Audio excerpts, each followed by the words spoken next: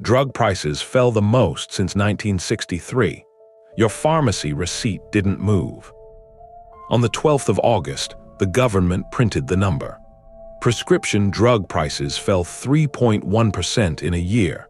You have to go back to 1963 to find a bigger fall. So who kept it?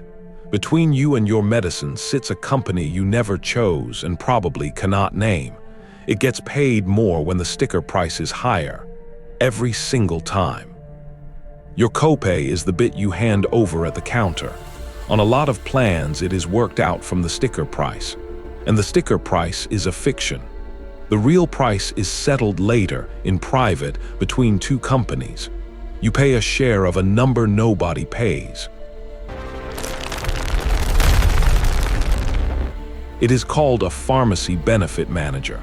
A PBM, think of it as the middleman your insurer pays to haggle over drug prices. It writes the formulary, which is just the list of drugs your plan will pay for.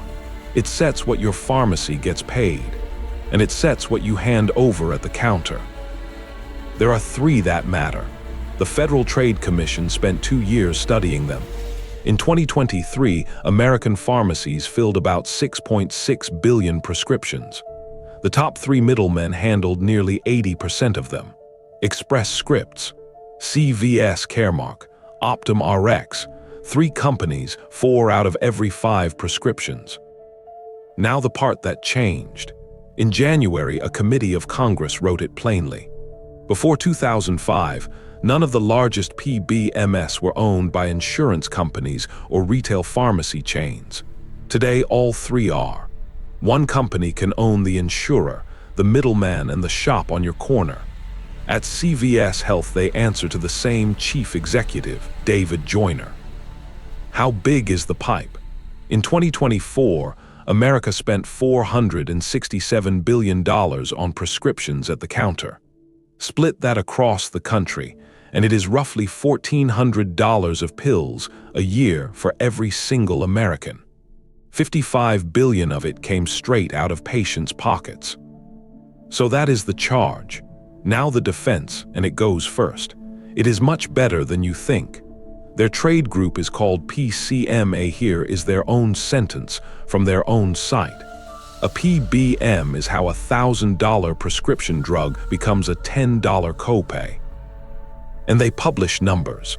$145 billion of value a year, more than $1,000 saved per person. 289 million Americans covered. 93% of employers satisfied. Those are their figures on their own site under their own name. Second, nobody is forced to hire them. Their words again. Employers, unions, and government programs are not required to hire a PBM, but the vast majority choose to. Your employer picks the plan. Your employer picks how your share is worked out, not the middleman. Third, and this is the strongest thing they have, look at the government's own table. In 2024, the national drug bill at the counter rose 7.9%, but the money that came out of patients' own pockets went down. Slightly, but down. $55 billion. That is real, and it is on a federal spreadsheet. Now the objection. I want to put it properly, because it is the best argument against everything I am about to say. Maybe your bill did not move because your bill was never meant to move. A $10 copay is $10. The sticker price could fall to nothing and your $10 would still be $10. That is arithmetic, and it is a fair point. Here is the machine. The drug maker sets a sticker price. Then it pays a chunk of that back to the middleman, later in private, to get its drug onto the list. That payment is called a rebate. So a higher sticker price means a bigger rebate. And the fees the middleman collects were worked out from the sticker price too. Texas makes them file the numbers. Congress printed them. In 2023, the middlemen operating in Texas took in $2.2 billion of rebates. $2.07 billion went to the insurers. 91 million they kept, and 15 million reached the patients. 15 out of 2,200. Now hold two true sentences next to each other.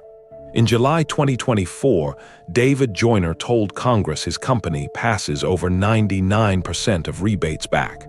Their trade group says it passes 100% of those savings through to the employer. Both of those can be true. Read the last three words again. To the employer. In September 2024, the Federal Trade Commission sued all three of them over insulin. Its complaint reads the rebate money the same way. Only 0.0002% of the collected rebates, it says, were shared directly with the patients. That is $2 in every million. Then the regulator published an internal email, one of their own executives writing about a leukemia pill. You can get the drug at a non-preferred pharmacy for $97, at the preferred chain, $9,000. At preferred home delivery, $19,200. Same pill. Then the line that ends the argument. The optics are not good and must be addressed. In January 2025, the regulator counted it properly. 51 everyday specialty drugs. 63% were billed at more than double what the pharmacy paid for them. 22% at more than 11 times. Across those 51 drugs, the extra came to $7.3 billion. On the 4th of February, the Commission settled with Express Scripts, up to $7 billion off patients' costs over 10 years. On the 14th of July, Caremark, up to $8.5 billion locked in, and up to $4.5 billion more from paying the discount at the till instead of backwards. Nothing was proved in court. They signed anyway. Read the list. Stop preferring the expensive version of a drug over the identical cheap one. Make sure the discount reaches the member at the till so their share is worked out from the real price. Break the link between the fee and the sticker price. You do not order a company to stop doing something it was never doing. Market 32 Pharmacy, an independent pharmacy in Massachusetts. In December 2022, Caremark audited it. What had it done?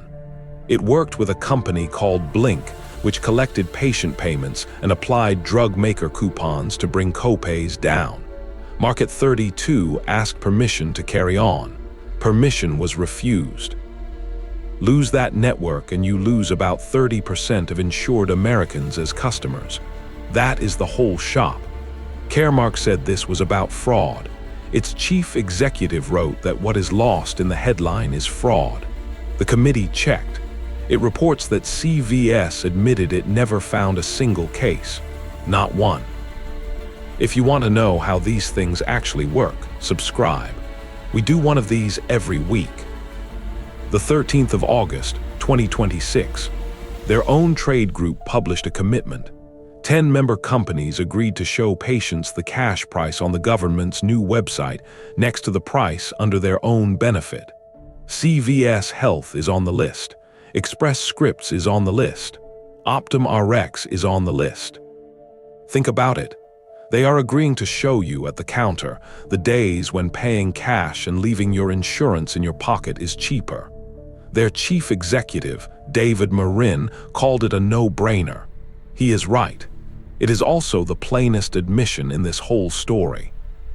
So back to your receipt. The price of the drug fell 3.1%. Your bit did not, because your bit was never worked out from the price of the drug. It was worked out from a sticker two companies agreed on, and then settled again later, in a room you are not in. It is not the pharmacist. She reads out a number a computer handed her. It is not your employer who bought a plan off a list somebody else wrote. Time to rule. Here is my ruling. On the charge of stealing the price fall, the middlemen are not guilty. Prices fell for reasons that have almost nothing to do with them, and somebody does have to sit across the table from the drug makers. I have run international markets for 17 years. That job is real and it is hard. But on the charge of building a system where your share is worked out from a number nobody pays, guilty. Taxes made them file it. $2.2 billion of discount went in. 15 million reached the patient. The savings are real, the plumbing carries them straight past the counter, and the counter is where you are standing. And there's a rule in here you can use tomorrow. Before you hand over your card, ask what it costs if you leave the insurance in your pocket. Just ask. Sometimes the answer is lower, and the only party that loses is the one that wrote the plumbing. Next time on Business on Trial, the software that set the rent on your apartment and called itself Advice.